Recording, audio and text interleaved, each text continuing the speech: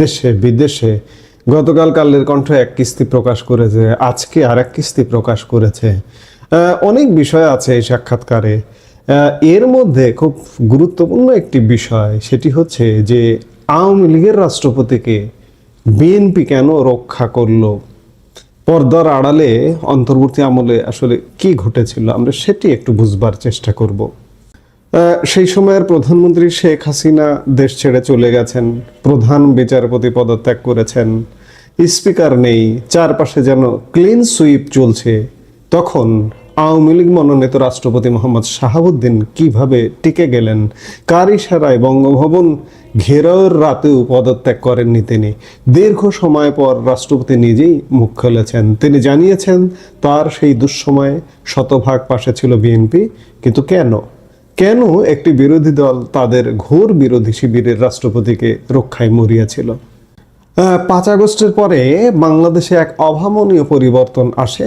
প্রশাসনের শীর্ষস্তর থেকে শুরু করে বিচার বিভাগ সবই পুনর্গঠিত হয়, কিন্তু একটি প্রশ্ন সবার মনে ছিল, রাষ্ট্রপতি মোহাম্মদ শাহাবুদ্দিন, যিনি সরাসরি আওয়ামী লীগের রাজনীতির সাথে যুক্ত ছিলেন, তিনি কি করে বহাল তবিয়তে রয়ে গেলেন? সাম্প্রতিককালে দৈনিক কালের কণ্ঠে দেওয়া সাক্ষাৎকারে রাষ্ট্রপতি স্পষ্ট করেছেন, বিএনপি ও সশস্ত্র বাহিনীর সমর্থনে ছিল তার টিকে থাকার চাবিকাঠি। প্রেক্ষাপটটা লক্ষ্য করুন, ছাত্র জনতা, তথাকথিত ছাত্র জনতা, যখনই ছাত্র জনতা কথাটা আসে তখনই আমার মনে হয় যে এটা তথাকথিত। এই ছাত্র জনতার বিপ্লব, তথাকথিত বিপ্লব, বিপ্লব কথাটাও, বিপ্লব বলতে আসলে কিছু হয়নি, আমি বিশ্বাস করি না, আমি মনে করি না। বিপ্লবের পরেও যখন চারিদিকে সংস্কারের ডাক উঠছে, তখন প্রধান বিচারপতি ওবায়দুল হাসানকে পদত্যাগ করতে হয়েছে, স্পিকার শিরিন শারমিন চৌধুরীর আত্মগোপনে গিয়ে পদত্যাগপত্র পাঠাতে হয়েছে, অথচ রাষ্ট্রপতি পদে কোনো পরিবর্তন আসেনি। অন্তর্বর্তী সরকার ক্ষমতা গ্রহণের পর 2 দফায় রাষ্ট্রপতির পদত্যাগের জোরালো দাবি উঠেছিল, এমনকি বঙ্গভবন ঘেরাও করে ভেতরে ঢোকার চেষ্টাও হয়েছিল, কিন্তু শেষ পর্যন্ত মোহাম্মদ শাহাবুদ্দিন তার চেয়ারে টিকে আছেন কেন? এর উত্তর লুকিয়ে আছে বিএনপির রাজনৈতিক কৌশলে। রাষ্ট্রপতি শাহাবুদ্দিন কালের কণ্ঠকে বলেছেন, আমার দুঃসময়ে বিএনপির সহযোগিতা শতভাগ ছিল।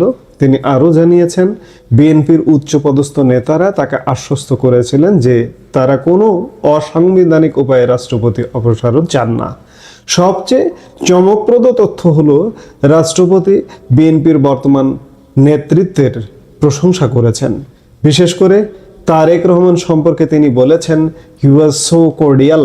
অর্থাৎ পর্দার আড়ালে বিএনপির সর্বোচ্চ পর্যায়ের সাথে রাষ্ট্রপতির এক ধরনের সমঝোতা বা বোঝাপড়া তৈরি হয়েছিল সাংবিধানিক ধারাবাহিকতা রক্ষার প্রশ্নে। কেন এই সমঝোতা তৈরি হয়েছিল? এখানে 3টি প্রধান কাজ করেছে বলে মনে হয়। সাংবিধানিক সংকট এড়ানো, বিএনপি নেতারা ভয় পেয়েছিলেন যে রাষ্ট্রপতি পদ শূন্য হলে একটি বড় ধরনের সাংবিধানিক শূন্যতা তৈরি হবে, তখন অন্তর্বর্তী সরকারের মেয়াদ এবং বৈধতা নিয়ে প্রশ্ন উঠতে পারে। বিএনপি চেয়েছিল সবকিছু যেন সংবিধানের কাঠামোর মধ্যে থাকে। দ্রুত নির্বাচনের নিশ্চয়তার জন্য বিএনপি রাষ্ট্রপতিকে সুরক্ষা দিয়েছিল। বিএনপির একমাত্র লক্ষ্য ছিল দ্রুত নির্বাচন।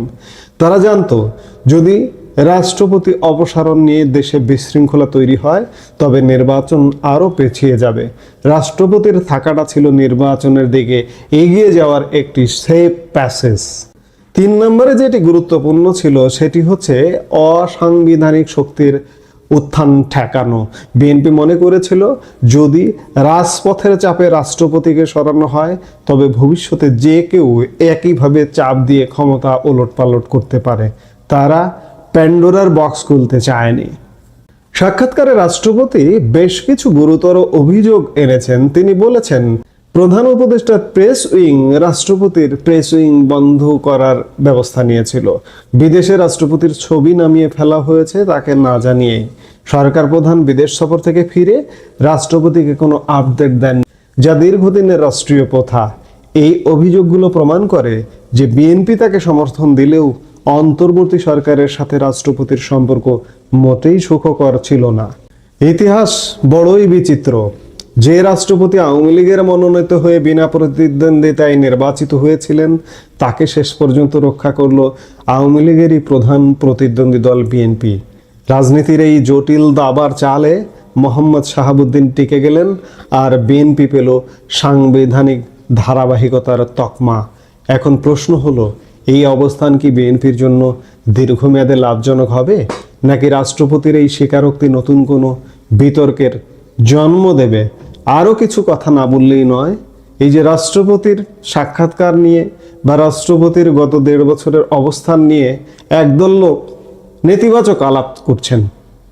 তারা বুঝবার চেষ্টা করছেন না যে রাষ্ট্রপতি যদি এই যে মাটি কামড়ে পুড়ে না থাকতেন, বিএনপি সমর্থন না দিতেন, কিংবা সশস্ত্র বাহিনী যদি রাষ্ট্রপতির পেছনে না থাকতেন, আজকে কি হতো? আজকে আমরা গত 17 ফেব্রুয়ারি একটি নির্বাচনের মাধ্যমে একটি নির্বাচিত সরকার পেয়েছি। সেটি যেভাবেই হোক, একতরফা নির্বাচন হোক বা অংশগ্রহণহীন নির্বাচন হোক, যেভাবেই হোক, অন্ততপক্ষে বাংলাদেশের ললাটে যে একটা জগদ্দল পাথর বসেছিল, সেই পাথরটা মুক্ত হয়েছে সাময়িকভাবে, আপাতত।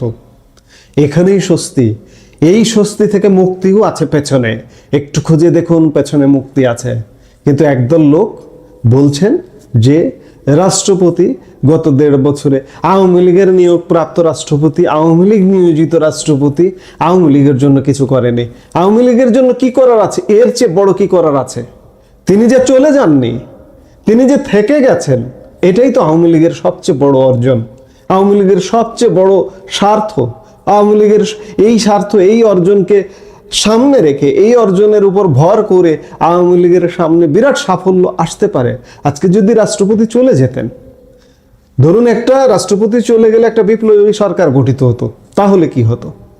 আজকে তালেবানের অবস্থা দেখুন। 2021 সালে তালেবান দায়িত্ব নিয়েছে, 5 বছর হয়ে গেল, আজ পর্যন্ত পৃথিবীর কেউ তাকে স্বীকৃতি দেয়নি। তালেবান সরকার একঘরে সরকার। আজকে যে নির্বাচনের মাধ্যমে, ওই যে বললাম যে বিতর্কিত নির্বাচনের মাধ্যমে সরকারটা গঠিত হয়েছে, এই সরকারকে ইতিমধ্যে পৃথিবীর সব দেশ, মার্কিন যুক্তরাষ্ট্র থেকে শুরু করে আমাদের প্রতিবেশী ভারত থেকে শুরু করে সবাই স্বীকৃতি দিয়েছে। কিন্তু ওই যে একটা অনির্বাচিত সরকার যদি আপনার রাষ্ট্র ক্ষমতায় বসে যেত দীর্ঘমেয়াদে 5 বছর 10 বছরের জন্য, তখন কি পরিণতিটা হতো? এই পরিণতিটা থেকে বাঁচিয়েছে সামনে থেকে মহামান্য রাষ্ট্রপতি দাঁত কামড়ে পড়ে থেকে, পেছনে সাহস দিয়েছে বিএনপি, পেছনে সাহস দিয়েছে সশস্ত্র বাহিনী। রাষ্ট্রপতির প্রতি কৃতজ্ঞতা জানানো উচিত, বিএনপির প্রতি কৃতজ্ঞতা জানানো উচিত, সশস্ত্র বাহিনীর প্রতি কৃতজ্ঞতা জানানো উচিত। অথচ জ্ঞানপাপীরা বলছেন যে আওয়ামী লীগের রাষ্ট্রপতি আওয়ামী লীগের জন্য কিছু করেননি। আওয়ামী লীগের জন্য যা করেছেন, আওয়ামী লীগের জন্য ফিরে আসার রাস্তা তৈরি করেছেন বিএনপি ক্ষমতা আসার মাধ্যমে। আজকে যে কথাগুলো বলছি, কয়েক মাসের মধ্যে এই আলাপগুলো মিলিয়ে নেবেন। রাষ্ট্রপতিকে কেন বিএনপি রক্ষা করেছে? আজকে বিএনপিও ধ্বংস হয়ে যেত। বিএনপিও আজকে আওয়ামী লীগের যে অবস্থা, বিএনপিরও সেই অবস্থা হতো রাষ্ট্রপতিকে যদি রক্ষা না করত। রাষ্ট্রপতিকে রক্ষা করার কারণে আজকে বিএনপি বেঁচে গেছে, দেশ বেঁচে গেছে, আর সশস্ত্র বাহিনী বেঁচে গেছে, বাংলাদেশ বেঁচে গেছে, আওয়ামী লীগ বেঁচে গেছে। আওয়ামী লীগ এই মুহূর্তে ক্ষমতায় নেই, ক্ষমতায় আসতে কতক্ষণ? আওয়ামী লীগ কি, এই যে যারা সমালোচনা করছেন, তারা কি সারা জীবন ক্ষমতায় থাকতে চান? আপনি খারাপ কাজ করলে আপনার ক্ষমতার বাইরে যেতে হবে, ভালো কাজ করলে ক্ষমতায় আসতে হবে। এটাই তো রাজনীতির সৌন্দর্য। যাই হোক, বিএনপি রাষ্ট্রপতিকে রক্ষা করেছে সামগ্রিক কল্যাণে, এবং আমরা ধীরে ধীরে কল্যাণের দিকে যাব বলেই প্রত্যাশা করি। আমরা অনেক কিছু থেকে বেঁচে গেছি, বাজেবার প্রক্রিয়ায় আছি, সামনে আরো কিছু ঘাত প্রতিঘাত থাকতে পারে, কিন্তু আমরা সোজা কথা একটা রাস্তায় আছি। রাস্তায় আমাদের গাড়িটা চলছে। এখন গাড়িটা কোন জায়গায় গিয়ে থামবে বা গাড়িটা কন্টিনিউ করবে কিনা, সেটি সময় বলে দেবে। এই মুহূর্তে এ পর্যন্তই।